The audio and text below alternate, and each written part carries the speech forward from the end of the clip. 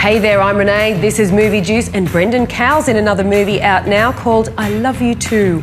I talked to him just 2 weeks ago about Beneath Hill 60. Busy, busy, busy. Anyway, this new one is a funny film from Rove sidekick Peter Hellier, and it co-stars Peter Dinklage along with model Megan Gale. It's a rom-com but with real bite, and raises the question, when someone first says, I love you, what do you say back? Exactly. I visited the film set last year and sat down again with the cast in Sydney. But before we get into all that, let's see how much love Alicia got at the red carpet premiere. Alice, I am so into you. Into me? Into me? Jim, you shouldn't be into me. You should be into bands and football and pornos. I'm into all of those things. You should have another sentence for somebody like me. You've never once said that you love me. I love you, Jim.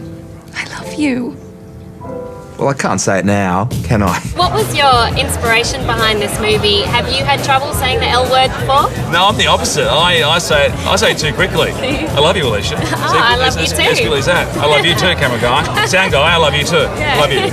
Don't forget it. It's great to see an Australian romantic comedy, because we've seen so many of those American ones. Yeah, and this utilises the rules and the genre perfectly, but it puts Australia inside it. There's commitment phobes everywhere. I think, the great thing about this film, though, is that it explores that and also the reasons why people have phobias about commitment.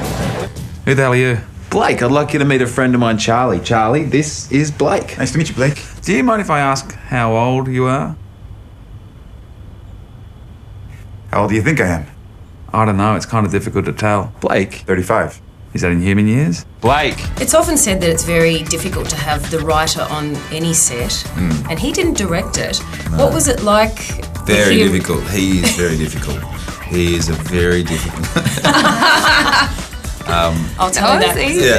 He was good easy. value. He was like able to put his, actor hat on, then take it off, and then put the writer hat on and take it off, and he was very much the actor in rehearsals with us, and the writer when he had to be the writer, and then the funny guy in between everything else and making us all laugh. So I was concerned enough about acting in my own movie. I didn't want to stuff it up. So I would like to direct one day, probably down the track. I learned a lot on this film. Do you think Jim will ever ask?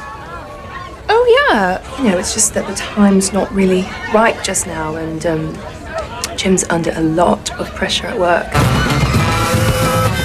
How did you manage? Because this is a tricky thing for you because you're so well known as Megan Gale. How did you keep Megan down so Francesca could come out?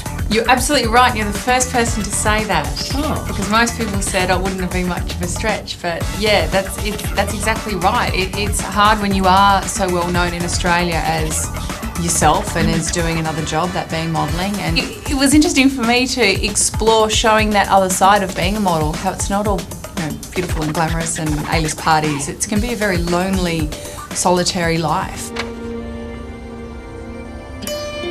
What are guys in particular going to get out of I Love You Too? Well, I think they can finally sit and watch a romantic comedy that they can get something out of. I think it's told from a bloke's perspective. It's definitely not a chick flick. Yeah. Not at all. It's not, I don't think we've dumbed down the male experience. I think it's pretty honest. And they'll get certainly laughs, but I think they'll connect. There have been reports of man tears in the cinema. So, quite a few men crying in this movie, so which I'm thrilled about. Take him back, please. I like Jim a lot more when he was with you. I Love You Too.